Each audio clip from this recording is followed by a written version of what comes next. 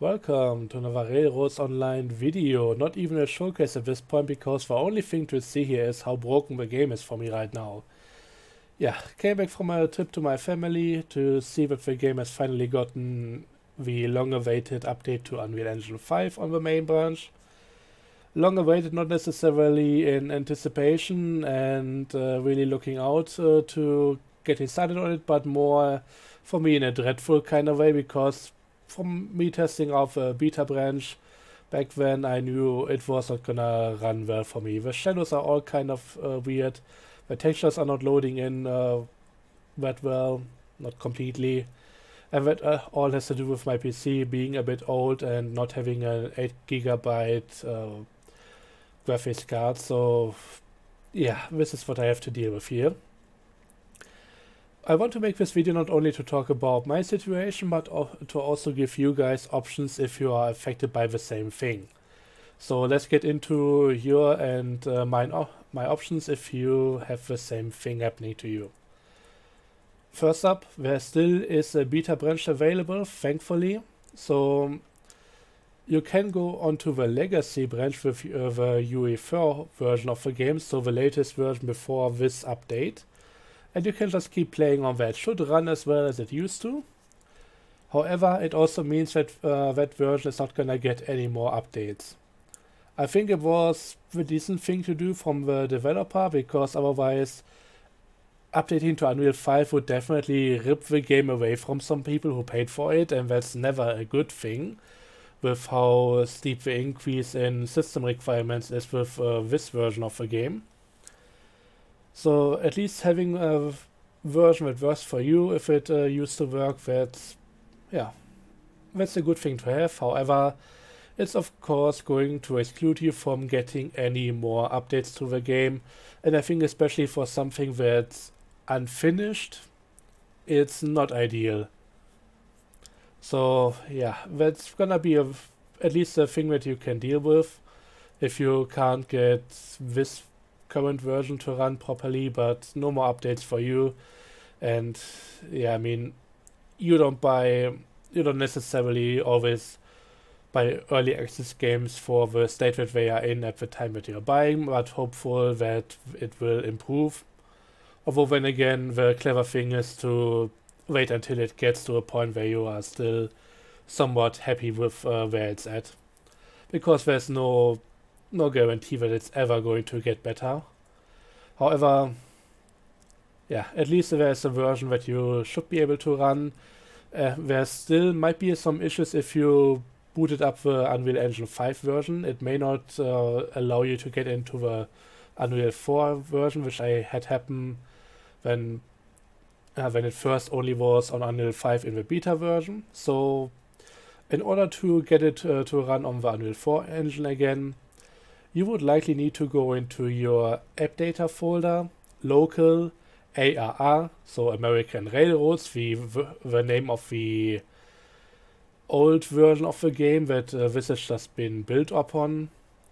And then you can go into the save files folder and let me have a quick check. Go to save games and then delete graphics options and options both with ending .sav. That should allow you to boot up the old version of the game again, and then it will just automatically reinstate those two save files for you. And with that you should be able to just play that version. It's what it worked for me with the other one.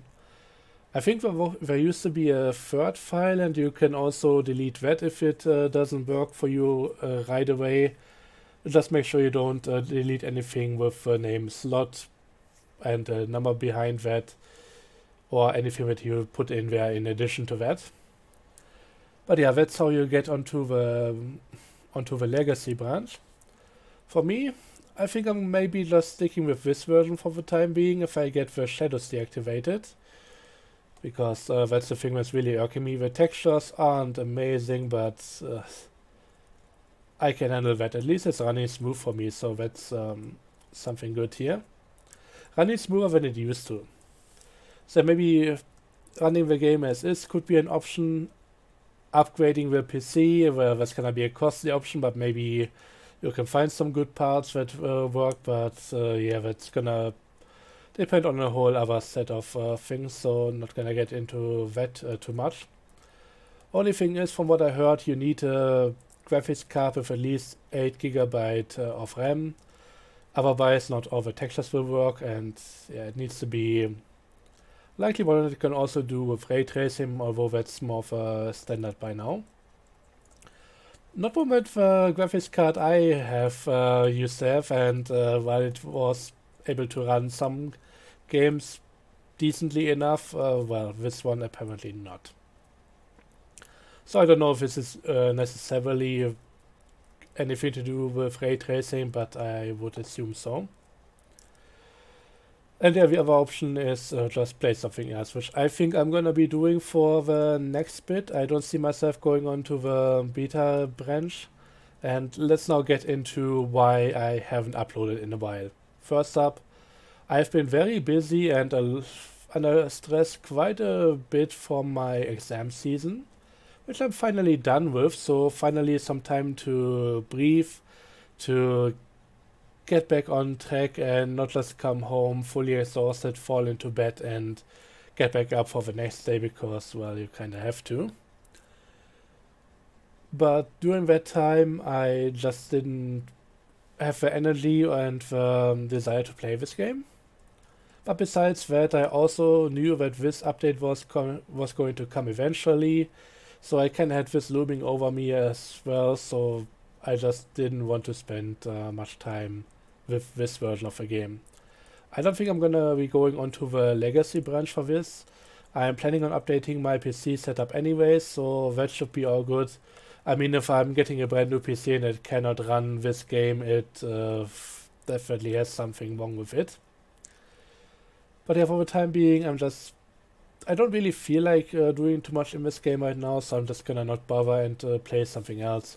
This is something that I want to continue at some point. I want to come back to this eventually, but right now maybe just have something else.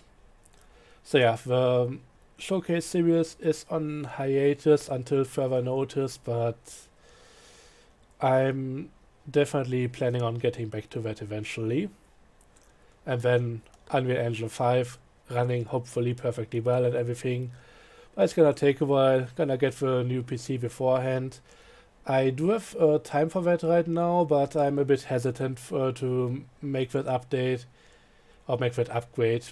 After all, I already built my last PC and I had some issues with faulty parts being delivered, and it was a whole thing that took multiple months, so I'm not really too excited to get into that whole endeavor. I hope it's not gonna be much of an endeavor, but you never know with these things, so yeah, gonna be a bit on a holiday and then come back and eventually assemble a new PC which will hopefully be able to just do everything I want with it, including playing this game.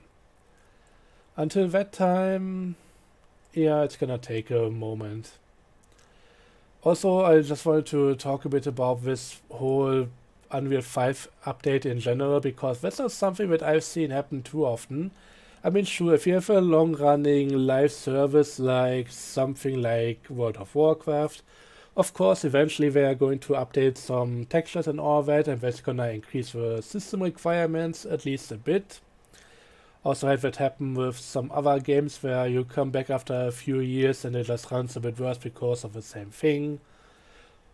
It's, I think, completely different when you have something that's not even finished yet. Live service going on for multiple years, it's kinda good that they eventually updated it, but this is not even finished and you already get into problems with it running at all on some systems. So yeah, I'm gonna just restate my stance on this. If this was truly necessary in order to run the game properly, with the engines being as fast as they should be and not just running at a snail pace all the time, then I guess it had to be done. Otherwise, I would have preferred it getting to the release version on Unreal Engine 4. But we've already seen with the initial versions of the Unreal 5 update, they already fixed the whole derailing thing, at least for the most part, apart from this all being messed up due to an update they did.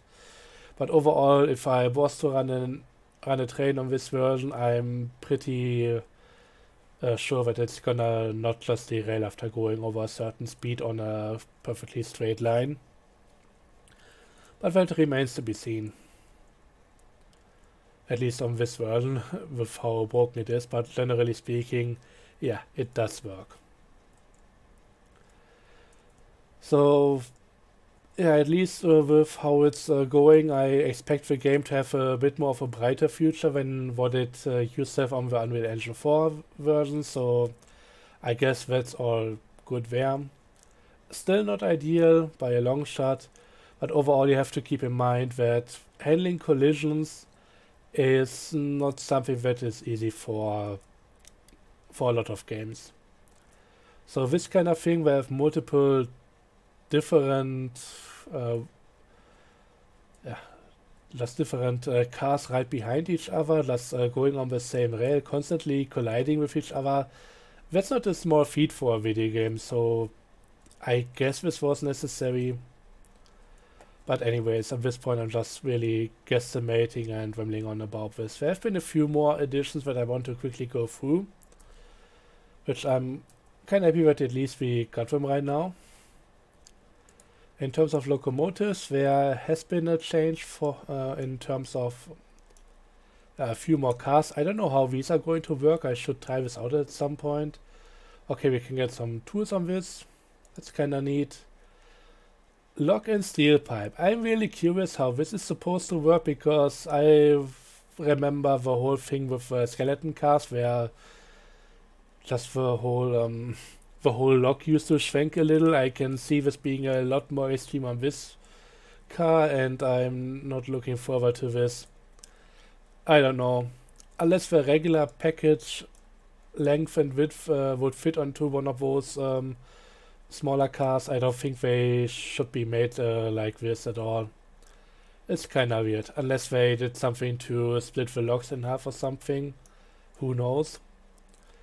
But yeah, just having the locks come over the car with a crane in full length and then dropping down to be converted into something only half as long, if even that. Yeah. Although again, that's just guesstimation. I don't know why these are a thing. And 200 for these, I don't know, it's a bit weird. There are some nice options here.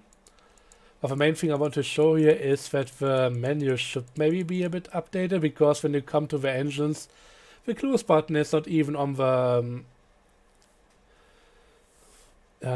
screen anymore, at least not fully, so bloody hell.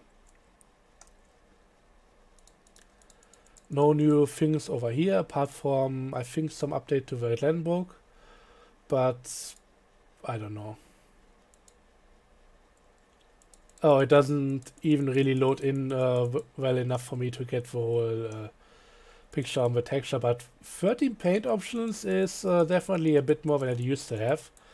Just can't tell really how they are looking right now. But there's so much about this. We also have a new truss bridge, which is definitely going to be very useful when you are trying to go over another part of your track. So you don't have to deal with struts coming down from the upper bridge onto the lower track. So yeah, that's kind of good to have. That's somewhat essential, even I would say. But besides that, yeah, it is what it is right now. A bit of a mess. So thanks for watching. Gonna likely record something else in the meantime. There's a game that I'm kinda addicted to right now, but for the time being, that's gonna be it for me for Railroads Online. Until later. Bye bye.